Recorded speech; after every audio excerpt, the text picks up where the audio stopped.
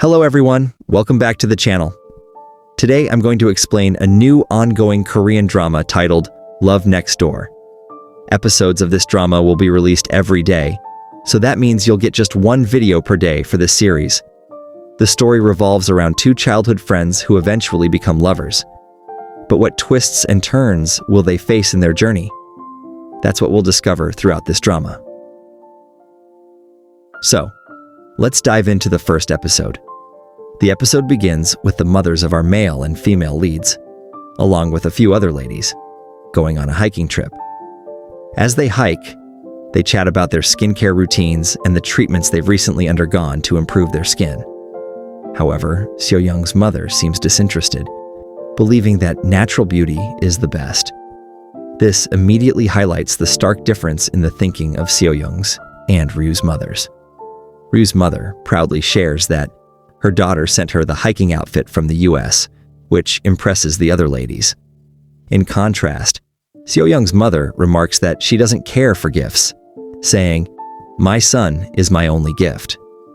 She then brags about her son's recent achievement, an award for a library he designed as an architect, which even caught the attention of the president. This reveals that Seoyoung is indeed a talented architect. However, Ryu's mother downplays this, saying, "What's the big deal? It's not like the whole world knows the president." My daughter, on the other hand, had drinks with the world's second richest person because she works at a very reputed company. The two mothers continue to one-up each other, boasting about their children's special talents, while the other two ladies seem disinterested, as they've heard these stories many times before. The scene shifts to an award ceremony, where Seoyoung's table is set, but he's not there because he's meeting with a funeral home director. Seoyoung explains his vision for a memorial park, and the director agrees to help. She suggests that memorial parks shouldn't always look sad and lonely because the people remembered they were once alive and vibrant. This gives Seoyoung the idea to design a shelter in the park that resembles a library or cafe, filled with items that the deceased loved. The director loves the concept. Just then, Seoyoung receives a call from his firm's CEO, Myung, urging him to come to the award ceremony, as it's about to start, and he's set to receive an award. Inside the event, Myung is growing anxious, as Seoyoung hasn't arrived yet. When Seoyoung's name is called for the award, Myung excitedly prepares to accept it on his behalf, but Seoyoung arrives just in time, stealing the spotlight. After accepting the award, Seoyoung simply says, "Thank you," in his speech. Myung expects him to mention his firm, but is disappointed when Seoyoung doesn't, only thanking the firm when Myung reminds him.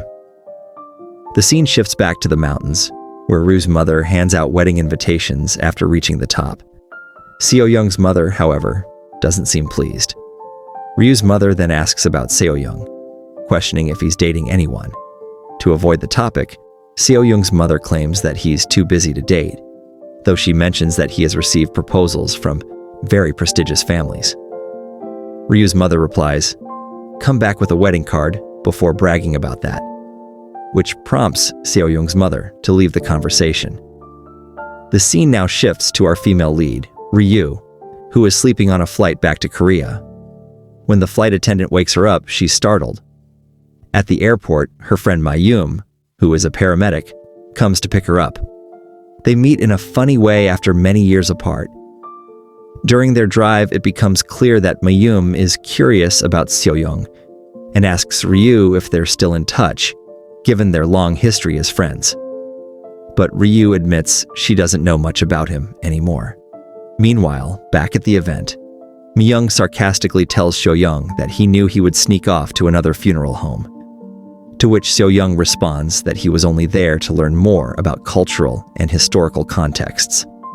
Seoyoung then leaves, ignoring Myung's attempts to introduce him to important people at the event. The scene cuts back to Ryu, who is now at Moya Moya, a place she used to frequent during high school.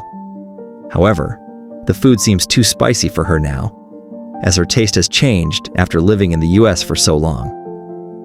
Suddenly, Ryu sees someone entering the shop and quickly hides under the table. It turns out to be her brother, Dongjin, who is puzzled by the sight of the two girls hiding. He shrugs it off, grabs his food, and leaves. Outside, Dangjin's fitness trainer catches him and scolds him for eating unhealthy food, warning that he won't be able to earn his trainer's certificate or compete in upcoming contests if he keeps this up. The trainer takes the food away and orders Dangjin to meet him at the gym in 5 minutes. After he leaves, Mayim asks Ryu if she didn't inform her family about her arrival. Ryu replies that she wants to surprise them. As she listens, an idea sparks in her mind to surprise Mohim. They get ready, and we see them preparing with some balloons. Mohim's plan is to decorate the house before Ryo's mom returns from hiking. However, Ryo seems a bit anxious and asks for a promise that no matter what happens, Mohim will stay with her until the end of the day. Just then, Mohim receives an emergency call and has to leave, leaving Ryo visibly distressed. As she steps forward, something suddenly strikes her. She recalls there used to be a sauna nearby. When she was little, her mom would drag her there for a bath, and Seon's mom would also do the same. Neither of them wanted to go, but their moms were relentless. The sauna was strictly for ladies, and even though Sang didn't want to go, he had no choice but to follow his mom's orders. As she reflects on this, she comments on how cruel their moms were, forcing them to bathe together. Just then, Seoyoung appears, and Ryo is so startled that she drops all the balloons she was holding. Sang questions her, "What are you doing here?" But she snaps back, "It's none of your business." Sang steps closer, saying, "It is my business because you're standing on my property." Annoyed, she starts to leave, but then she spots her mom approaching from one side and her dad from the other. Panicked, she quickly hides inside a nearby box, which leaves Sang bewildered. He asks her why she's doing this, but instead of answering, she asks him for help. At that moment, everyone arrives, and they are all surprised to see Seon there.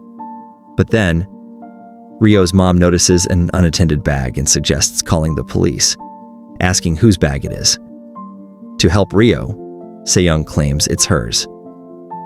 They start chatting casually, but Ryo's mom becomes suspicious and asks Sang, "What's in this box that you're guarding so carefully?"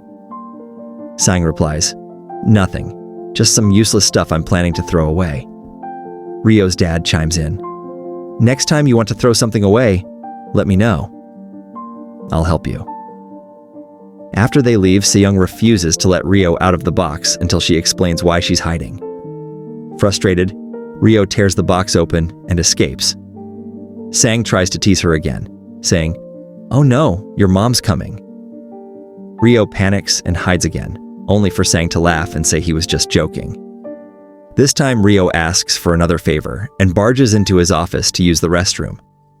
When she comes out, Sang warns her not to touch anything, but she deliberately starts touching everything to annoy him. Seeing this behavior, Sang quips, "You were only cute when you were a kid." To which Ryo retorts, "Well, you were never cute," and lunges at him playfully.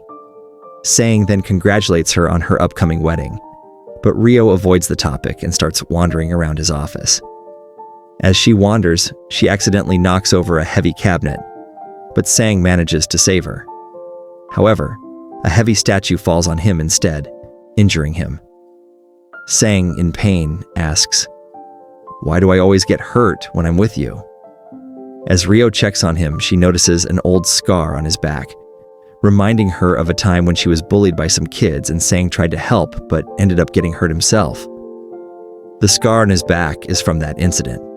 As they prepare to leave the office, Sang warns her that the statue she almost broke is quite valuable, and if it breaks, she'll have to pay for it. Panicked, Ryo quickly checks the statue and reassures him it's fine before leaving. The scene shifts to Mayim, who arrives at a park to pick up a patient. The patient, who has been drinking heavily, refuses to go with her. Despite his poor condition, he resists. Mayim insists, but the patient breaks a bottle and tries to attack her. Just then, a man named Kang, a red belt in Taekwondo, steps in to help. However, as he approaches, he slips and falls, cutting his hand on the broken glass. Mayim steps forward and disarms the man with a swift kick, revealing that she has a black belt. The patient, now intimidated, agrees to receive treatment. Meanwhile, Kong is left in awe, clearly impressed by Mayim. On the other side, Seoyoung and Ryu are heading home together, as they are neighbors. Along the way, they see a man wearing a helmet, which makes Ryu worry that her mom might break her head when they get home. She decides she needs a helmet too, but can't find one, so she pulls out several jackets from her bag and layers them on for protection. Sang, seeing this strange behavior, is baffled. As they reach home, Ryu asks Sang to hit her to see if it hurts through all the layers, showing how scared she is. She's so terrified that she asks Sang to stay with her overnight, which startles him. Curious, Sang asks her what's going on, saying he can't help unless he knows. Nervously, Ryu admits, "I broke off my engagement," but before she can explain further, something unexpected happens. Just as Ryu tries to brush off her shocking confession, her mom and dad appear behind her, having overheard everything. The gravity of the situation hits her, and she scrambles to cover up her slip. But it's too late. Her dad is so stunned that he collapses in disbelief. Seoyoung, trying to hold it together, desperately attempts to manage the chaos. Ryu's mom, now boiling with anger, charges forward to confront her, but Seoyoung bravely steps in to block her path. Ryu, trying to calm the storm, explains that breaking off the engagement was the right choice, but her mom demands to know why. "Did your fiancé do something?" she asks sharply. Ryu, shaking her head, hesitates before admitting, "It wasn't him, it was me." Her mother, eyes wide with disbelief, presses further. "Did you cheat on him?" The room goes silent as Ryu remains tight-lipped. Furious, her mom lunges at her again, but this time, it's Seoyoung who ends up getting caught in the crossfire, taking the blows meant for Ryu. Seoyoung's own mom, witnessing the chaos, shouts out in frustration, "Why are you hitting my son? Hit your own daughter." But Ryu's mom is too enraged to think straight, accidentally slapping her husband in the process, which somehow adds a bizarre, almost comical twist to the tension. Dad, trying to regain control, pleads with his wife. "Let's hear our daughter out first," to which she reluctantly agrees, but not before Ryu extracts a promise from her. No more hitting. As the atmosphere settles slightly, Ryu drops another bombshell. She's quit her job too. Her brother, who has just entered the room, overhears this and is visibly shocked. Their dad, once again overwhelmed, faints in disbelief. With tempers flaring once more, Ryu's mom prepares to strike, but poor Seoyoung ends up taking the hits again. Seoyoung's attempts to defuse the situation lead to Ryu grabbing his hand and fleeing the house.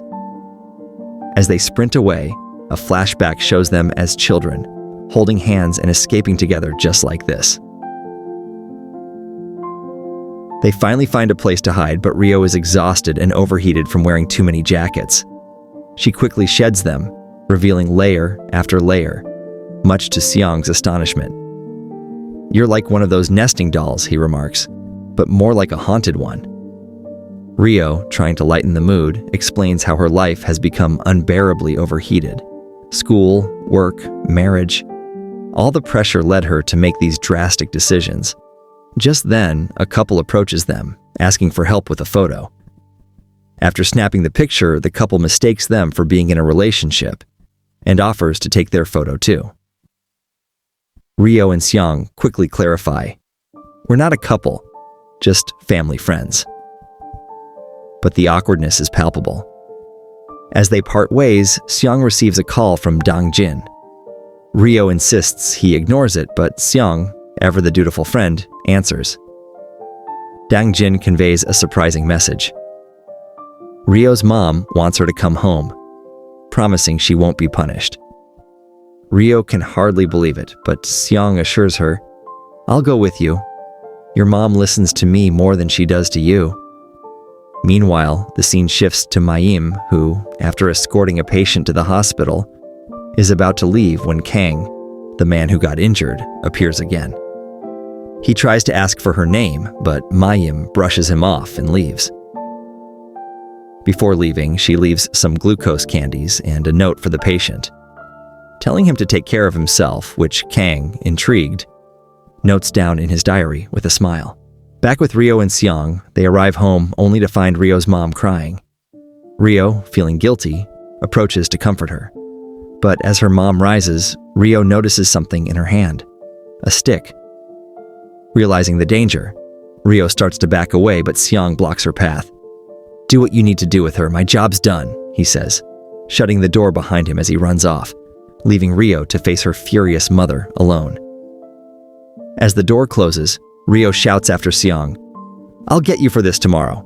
But her mom coldly retorts, "If you survive tonight, that is." From outside the door, the sounds of Ryo's terrified screams echo as Seoyoung, remembering a time when Ryo defended him from bullies, smiles nostalgically. Now that she's back, everything's lively again, he murmurs to himself. The scene shifts again, this time to a high school memory where Ryo, ever the schemer, convinces Seoyoung to help her wash dishes as a part-time job. Overwhelmed by the amount of work, Seoyoung tries to leave, but Ryo, desperate, grabs onto his legs, refusing to let go. She needs the money to buy something she's been saving for, and she can't afford to lose him now. Seoyoung, struggling to break free, realizes there's no escaping this time, eventually gives in, and the scene shifts to a shop where Ree spends her hard-earned money on decorative stars. Sang scolds her for wasting her money, but she doesn't pay him any attention, already planning her next part-time job. The next morning, Ree's mom finds a gift in the rice cooker, a gold brooch Ree bought with her earnings. It makes her mom happy, revealing that Ree's been doing these jobs to buy gifts for her mom. But in the present, her mom is still furious and storms into Ree's room, which is now cluttered like a storage space. The noise wakes Rai and she groggily looks up at the stars she bought back in high school. Meanwhile, Sang is living a high-class lifestyle, and as he watches a news segment about a cosmic event, we switch back to Ree's family at breakfast. Ree tries to act normal, but her mom is still ignoring her, angry about her vague response the night before when she asked about Ree's future plans.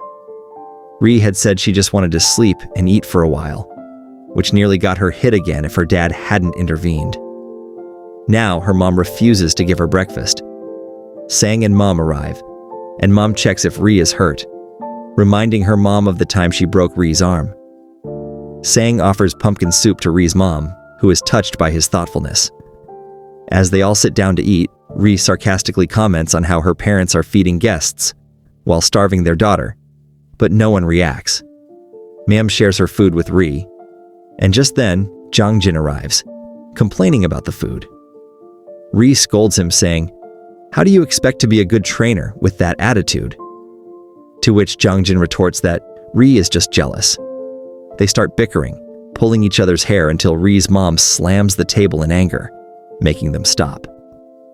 Ree's mom then retreats to another room to cool off by playing drums, something her dad explains she does whenever she's extremely angry.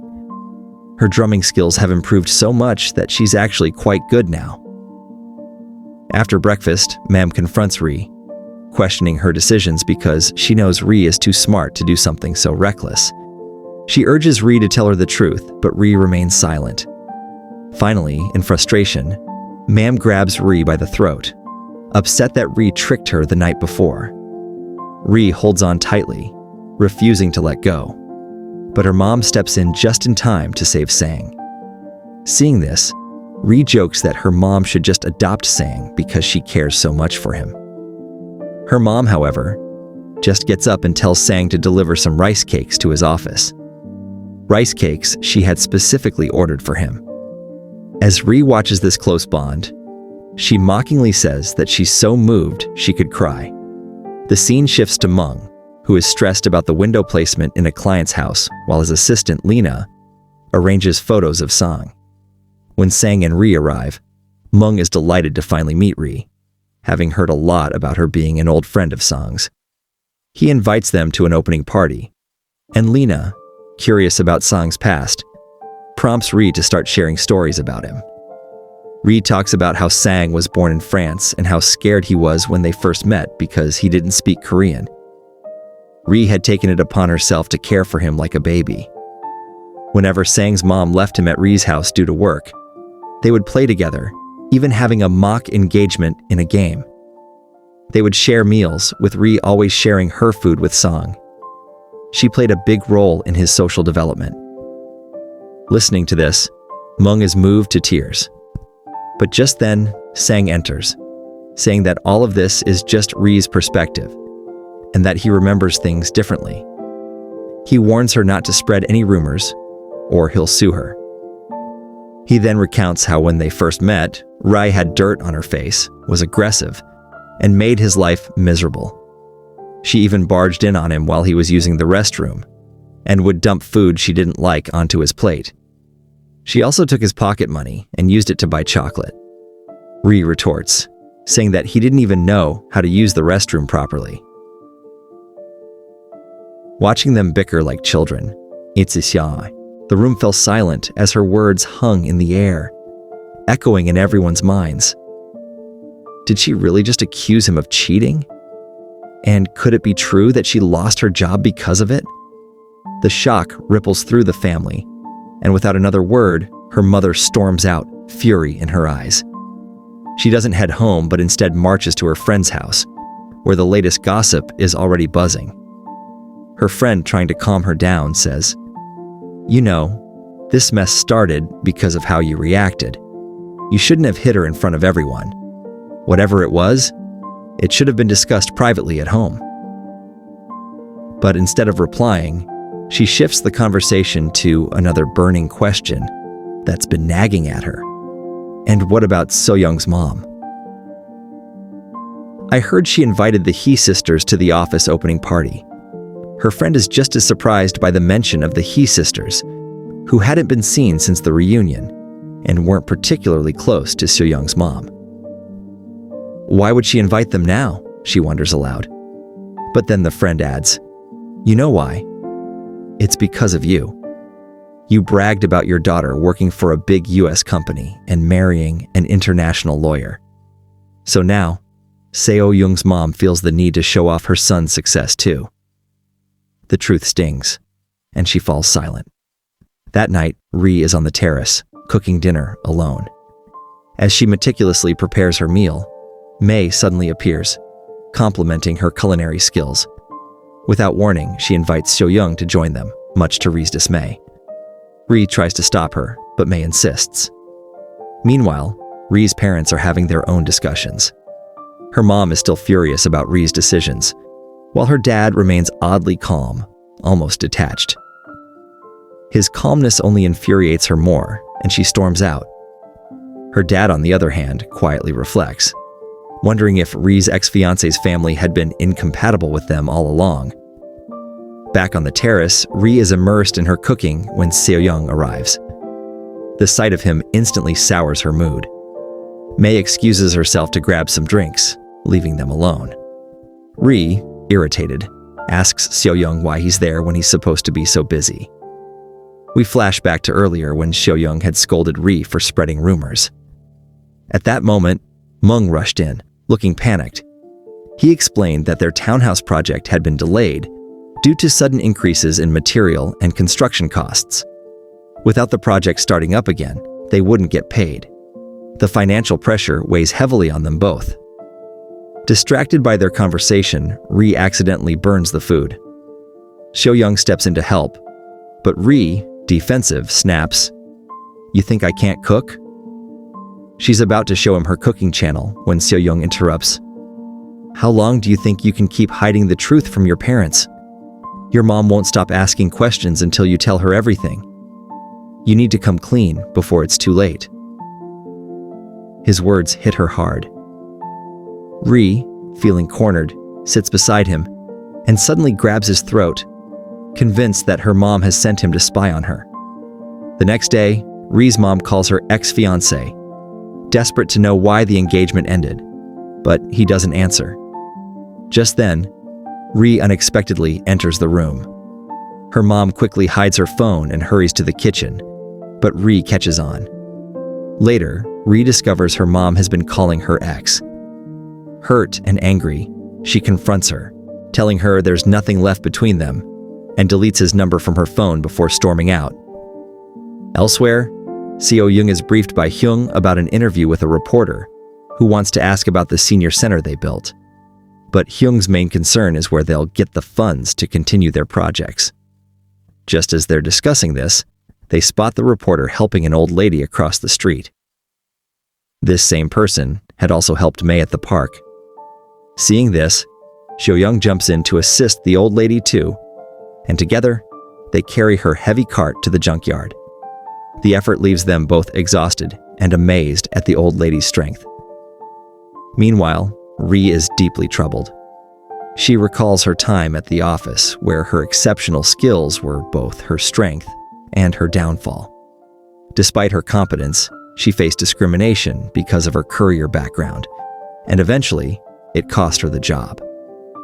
The memory is painful, and she cries, realizing how alone she feels. Desperate for comfort, she tries to call her ex-fiancé, but there's no response. Later, she decides to attend a party, only to find him with another woman cheating on her. The weight of everything she's been holding in crashes down on her. As the bus reaches its last stop, Ree hesitates, then decides to stay on, lost in her thoughts. The driver, puzzled, watches as she sits back down.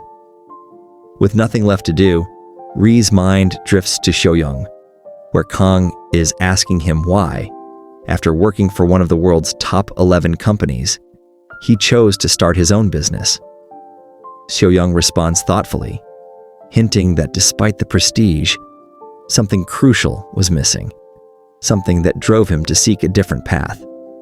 But what exactly that is remains to be seen. A shadow crosses over Seoyoung's face as he recalls the moment he walked away from the security of one of the world's top companies. The freedom he longed for now felt like a weight, pulling him deeper into uncertainty. Was his decision to start his own venture truly the right one?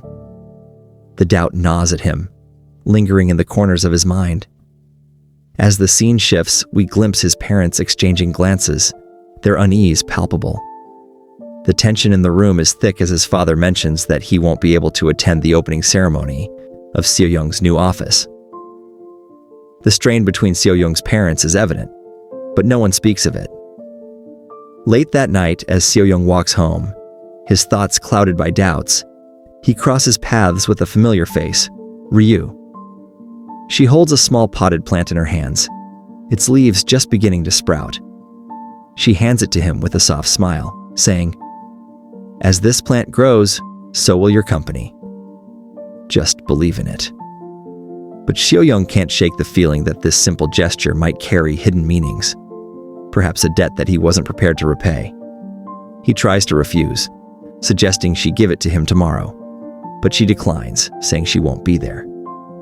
Her words hang in the air as she quietly disappears into the night. The next day, Ryu's mother is in a frenzy, searching for a brooch Ryu had gifted her from the US. The brooch seems to have vanished just when she needs it most. Ryu steps in to help, and in her search, she discovers something unsettling. Cosmetics she had sent her mother from abroad, untouched and expired, preserved for some special occasion that never came. There's no time to dwell on it as her mother rushes out, leaving Ryu standing alone, a mix of emotions brewing within her. Cut to the opening ceremony, where Seoyoung's mother, surrounded by her friends, exudes pride as they gather around to celebrate her son's success.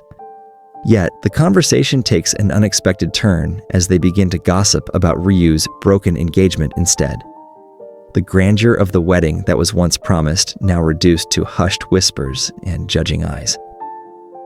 Seoyoung's mother tries to steer the conversation back to her son's achievements, but the damage is done. Ryu's mother, forced to listen in silence, feels the sting of their words. Outside, Seoyoung steps away from the party to take a call from his father, who couldn't make it. His voice is strained, the distance between them more than just physical. As he talks, he spots Ryu lingering near the entrance, her presence there a surprise. Inside, Ryu's mother finds herself in the restroom, overhearing a conversation she wishes she hadn't. Her friends, those who she thought were close, were now speaking behind her back, tearing down the very image she had worked so hard to build. They mock her belief in her daughter's success, and for the first time, the cracks in her facade begin to show.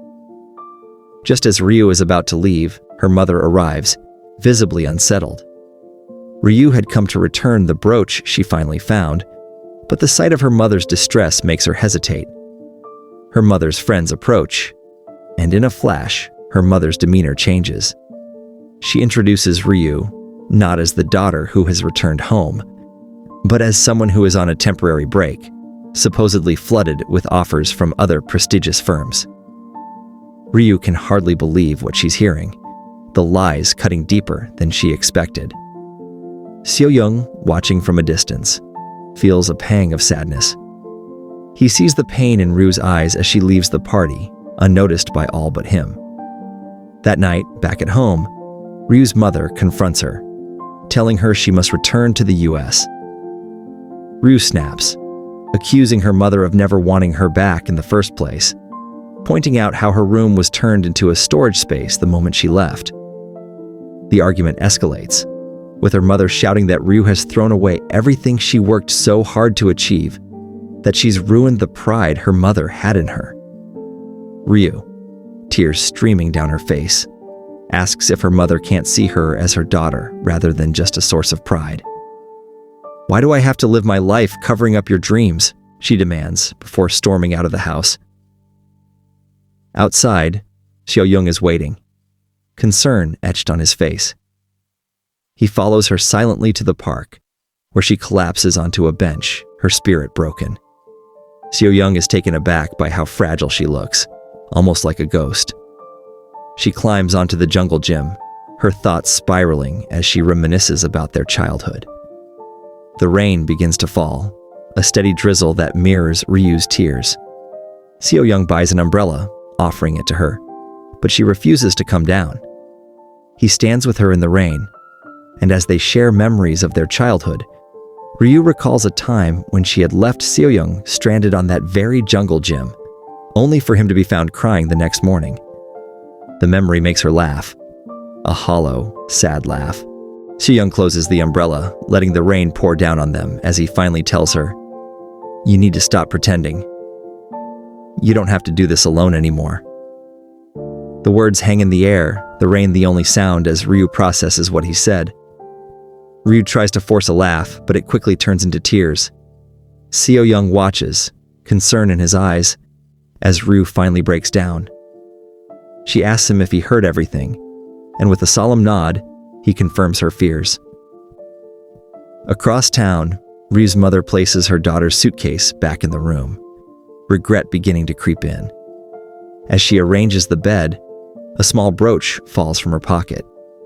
She pins it to her dress and starts to cry, realizing she had been too harsh on her daughter. Back at the park, Ryu confides in Seoyoung. "I think my mom hates me," she whispers. Seoyoung gently replies, "You can't hate someone without caring about them first." Just then, Ryu spots a shooting star streaking across the sky. She hurriedly makes a wish, only for another star to follow. Seoyoung is skeptical, dismissing it as childish, but he can't resist and makes a wish himself. When Ryu asks what he wished for, he admits, "I wished my company doesn't fail." His voice betrays his worry, and Ryu senses there's more to his words. She probes further, and Seoyoung reveals, "I took a huge risk. We don't have any new clients, and we haven't been paid for our designs yet." Upon hearing this, Ryu's determination flares up, and she rushes off to confront those who owe him money, leaving Seoyoung scrambling to catch up. He suggests they grab something to eat instead, trying to defuse the situation. The next morning, before her mother even wakes up, Ryu slips out of the house with some documents in hand, possibly on the hunt for a new job. Meanwhile, at the office, Seoyoung's colleague Lena manages to persuade the client to keep the east-facing window, a small victory that brings some relief. Yet, Seoyoung is noticeably absent from the office. By evening, when Ryu returns home, she finds her room meticulously arranged, just as it was before she left. Shocked and touched, she rushes to find her mother, who nonchalantly invites her to wash up and join her for dinner, revealing that Seoyoung helped with the room. We see a flashback. Seoyoung standing in Ryu's room, carefully recreating every detail. Ryu's mother had asked him to do this because she couldn't bear to see her daughter's things piled up in a storage room. Seoyoung, an architect by trade, had put his heart into restoring the room to its former state, which is why he couldn't make it to the office that day. Ryu, now realizing the extent of their efforts, is overwhelmed with happiness. As she sits down to eat, she notices her mother wearing the brooch Ryu had given her, a sign that things between them might finally be mending. After dinner, Ryu prepares to head to bed, but as she looks up, she's startled to see the stars on her ceiling glowing brightly. Surprised, she quickly calls Seoyoung to ask about it. Seoyoung, trying to play it cool, responds, "You only noticed the stars? I included everything that reminded you of your happy moments, like that table where you wrote your first love letter." He then tells her to close the curtains, but Ryu, ever defiant, opens them instead. To her surprise, Seoyoung is standing outside her window, smirking. "I didn't want to see anything unpleasant outside my window, so I suggested you close the curtains," he teases. Ryu shoots back, "It shouldn't matter to you what's outside since you don't live here anymore." But Seoyoung's expression turns serious as he replies, "I'm back now. I'm staying for good." Ryu is left speechless, her heart pounding as she processes his words. A flashback follows, showing the time when Ryu was decorating her room with stars. She had lost her balance and was about to fall when Seoyoung caught her, both of them tumbling onto the bed. The moment was so close, so intimate, that it left them both flustered and nervous. And that, dear viewers, wraps up today's episode. I hope you enjoyed the video. If you did, please like and subscribe to the channel. See you all in the next episode of this drama. Until then, goodbye.